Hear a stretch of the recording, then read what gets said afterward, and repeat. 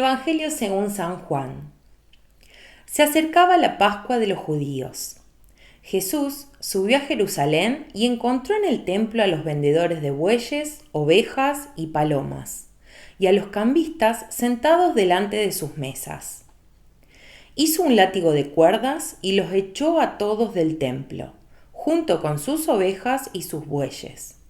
Desparramó las monedas de los cambistas, derribó sus mesas y dijo a los vendedores de palomas: «Saquen esto de aquí, y no hagan de la casa de mi padre una casa de comercio». Y sus discípulos recordaron las palabras de la Escritura: «El celo por tu casa me consume». Entonces los judíos le preguntaron: «¿Qué signo nos das para obrar así?». Jesús les respondió: «Destruyan este templo y en 3 días lo volveré a levantar». Los judíos le dijeron: «Han sido necesarios 46 años para construir este templo, ¿y tú lo vas a levantar en 3 días? Pero él se refería al templo de su cuerpo. Por eso, cuando Jesús resucitó, sus discípulos recordaron que él había dicho esto y creyeron en la Escritura y en la palabra que había pronunciado. Mientras estaba en Jerusalén durante la fiesta de Pascua, muchos creyeron en su nombre al ver los signos que realizaba. Pero Jesús no se fiaba de ellos, porque los conocía a todos y no necesitaba que lo informaran acerca de nadie. Él sabía lo que hay en el interior del hombre. Hola amigos y amigas. Aunque suene un poco fuerte de decirlo y de escucharlo, tenemos que decir que Jesús murió por culpa de Dios. ¿En qué sentido esto? En el sentido de que Jesús fue a la cruz porque vino a proponer un nuevo rostro de Dios, un nuevo rostro que no fue aceptado por las autoridades religiosas de su tiempo. La presencia de Jesús, el mensaje de Jesús, llegó a ser como una luz que molestaba a quienes estaban inmersos en la oscuridad. Yo creo que la relación que existe entre la antigua alianza y la nueva alianza es como la que existe entre el conocimiento y la iluminación. Se dice que un discípulo preguntó al maestro: ¿cuál es la diferencia entre el conocimiento y la iluminación? Y el maestro va a responder: cuando posees el conocimiento, empleas una antorcha para mostrar el camino. Cuando posees la iluminación, tú mismo te conviertes en esta antorcha. Y de hecho, Jesús mismo dijo: yo soy la luz del mundo. Jesús ha destruido definitivamente la religión fundada sobre el comercio con la divinidad, sobre el dar y el recibir, el sacrificarse para recibir alguna cosa a cambio. Jesús sabe que al Dios de la vida no le agradan los sacrificios y las ofrendas, sino que se puede hacer experiencia de Él amando. Jesús quiere limpiarnos entonces de esta mentalidad mercantil que nosotros tenemos. Nosotros que muchas veces nos sentimos culpables por haber incumplido los buenos propósitos, o nos sentimos tristes y frustrados por creer que no estamos a la altura de las exigencias de un Dios severo. Jesús quiere purificar el templo de nuestros corazones del fantasma de pretender ser los mejores. Junto al relato de las bodas de Caná, o en todo caso después de este relato, se propone entonces un nuevo modo de relación con Dios. Recordemos, en las bodas de Caná había 6 tinajas de piedra destinadas a los ritos de purificación de los judíos. Estas 6 tinajas están vacías, que son el signo de los ritos vacíos realizados por los judíos del tiempo de Jesús. ¿Y qué va a ser entonces luego el vino nuevo? es el signo de la alegría, de la fiesta, de la presencia de Jesús. La escena de esta expulsión de los mercaderes del templo es importante, es muy importante, tan importante que los 4 escritores del Evangelio refieren a ella. ¿Cuál es el escenario? ¿Cuál es el lugar? El lugar es el templo de Jerusalén.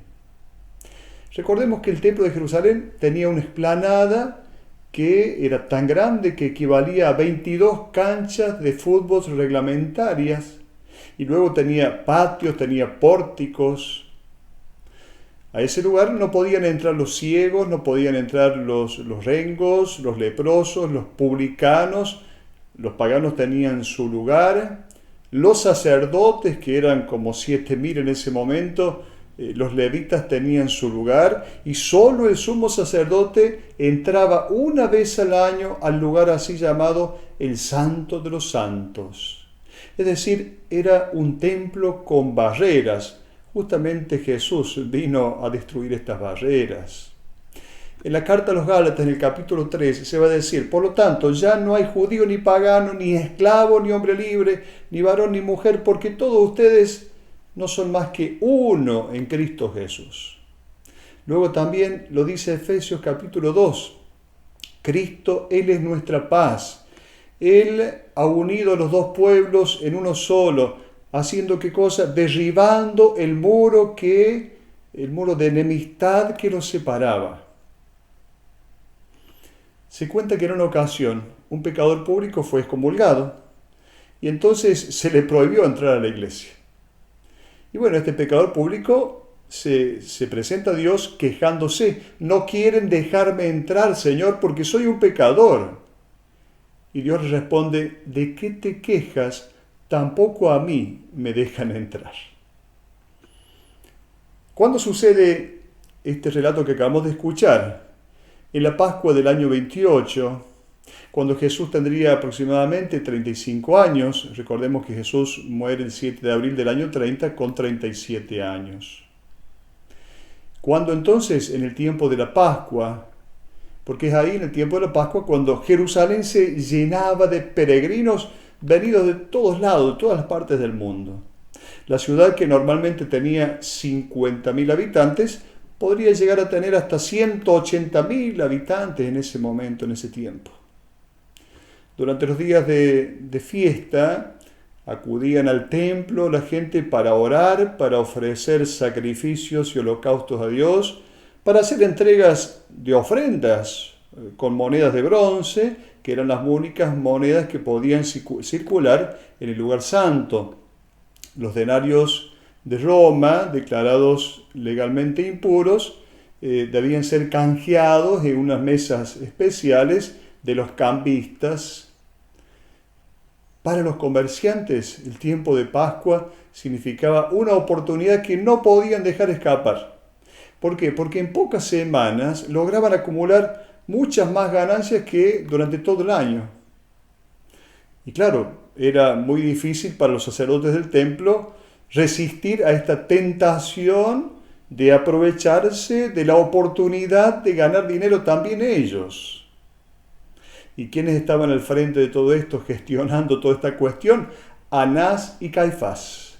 Anás, que era suegro de Caifás, quienes desde algunos años, desde algunos decenios, mantenían ellos el control del poder religioso y económico de la capital. Se había habilitado el pórtico regio, así llamado, del templo de Jerusalén, para la venta de los corderos, los bueyes y otros animales. Se dice que para la cena pascual se sacrificaban unos 18.000 corderos, una cantidad exagerada. Y se habían preparado 4 lugares para este cambio de monedas y a un interés de un 12%. Realmente la casa de oración había sido transformada por sus propios ministros en un mercado. Y este episodio dramático, narrado por el Evangelio de hoy, hay que verlo en este contexto. Fue con ocasión de una fiesta de Pascua. ¿Qué es lo que hizo Jesús? Confeccionó una especie de látigo sirviéndose probablemente de algunos trozos de cuerda con que se ataban los animales, y luego ha comenzado a expulsar furiosamente a todos los que se encontraban bajo este pórtico regio, tirando al aire las sillas, el dinero, las jaulas con las palomas. Después, ante la sorpresa de los cambistas de moneda, ha volcado también sus mesas y estas pilas de monedas preparadas para el cambio. El gesto de Jesús ha decretado el fin de la religión ligada a la ofrenda de animales. Recordemos lo que dice el profeta Isaías en el capítulo 1. Estoy harto de holocaustos y carneros, de sangre de animales cebados, la sangre de novillos, corderos, chivos, todo eso no me agrada. Y entonces el único sacrificio es el de Jesús como acto de entrega por amor. La palabra sacrificio solo tiene sentido cuando se inserta dentro del amor fraterno. Y nadie se esperaría una reacción de este tipo. Casi nosotros la llamaríamos una reacción descontrolada. Lo llamamos a Jesús manso y humilde de corazón, y aquí lo encontramos casi descontrolado. ¿Por qué Jesús se comporta de esta manera? La explicación está en dos frases que él pronuncia. Dos frases. Primera, saquen esto de aquí y no conviertan la casa de mi padre en una casa de mercado. Y lo dijo a los vendedores de palomas. Recordemos que las palomas eran compradas por los más pobres. Recordemos lo que dice el profeta Zacarías en el capítulo 14. Ya no habrá en aquel día mercaderes en el templo del Señor. Entonces, purificando el templo de estos mercaderes, Jesús ha pronunciado su condena contra toda mezcolanza entre la religión y el dinero, entre el culto a Dios y los intereses económicos. ¿Y cuál es la segunda frase? La enseñanza más importante se encuentra en esta frase: derriben este santuario y en 3 días lo reedificaré, lo reconstruiré. Y esta frase no era solo una crítica al templo, como denunciaban ya los profetas, era mucho más. Esto significa, hay que poner fin a todo esto. Derriben, disuelvan este santuario y en 3 días lo reconstruiré. Este santuario, dice, se habla de santuario que había sido construido por 1000 sacerdotes.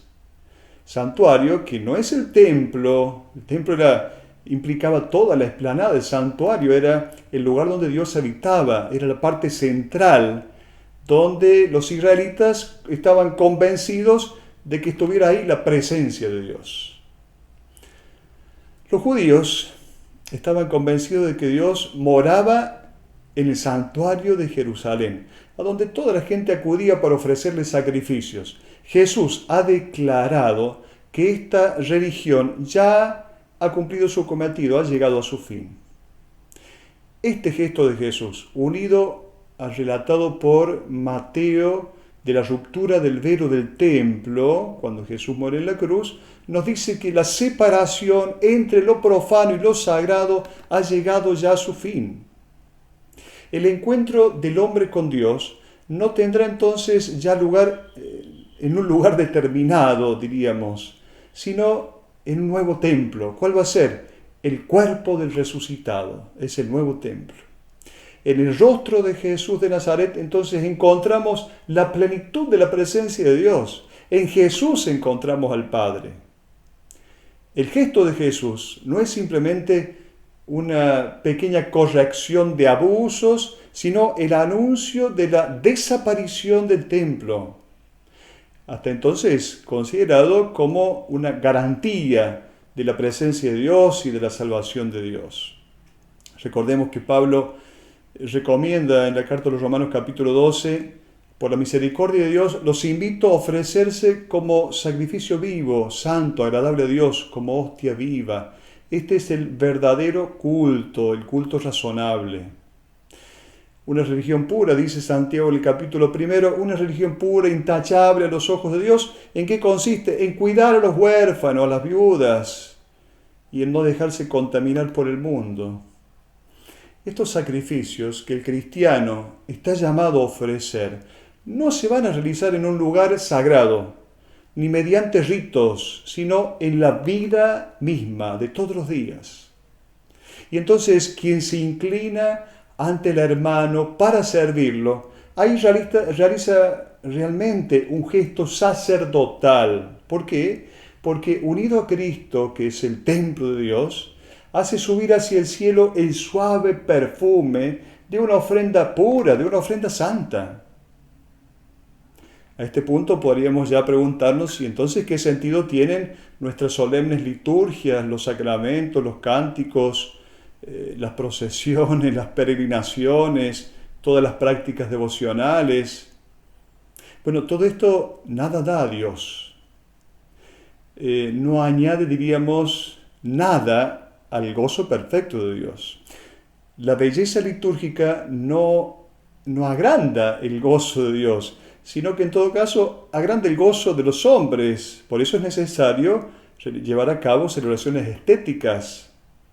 Las manifestaciones religiosas, sin embargo, responden a una necesidad del hombre, la necesidad de celebrar. La fe, diríamos, la vida se celebra a la luz de la fe, y esto es propio de la existencia humana. Una fe que no se celebra es como si no existiera. ¿Dónde está el error aquí? Está en pensar que la ejecución de estos ritos sea ya suficiente. El Evangelio nos hace pensar de qué modo nosotros nos relacionamos con Dios. La fe como comercio no es fe verdadera. No podemos comercializar con Dios. ¿Por qué? Porque no podemos manipular a Dios. La fe verdadera consiste en ser junto a Dios piedras vivas del nuevo templo y en todo caso inmolar la propia vida por los demás. A veces en algunos santuarios marianos o de algunos santos encontramos personas que se lastiman de rodillas trasladándose varios metros. ¿Acaso Dios necesita de estos sacrificios nuestros? Él nos necesita cerca del necesitado para poder servirlo. Hasta la próxima.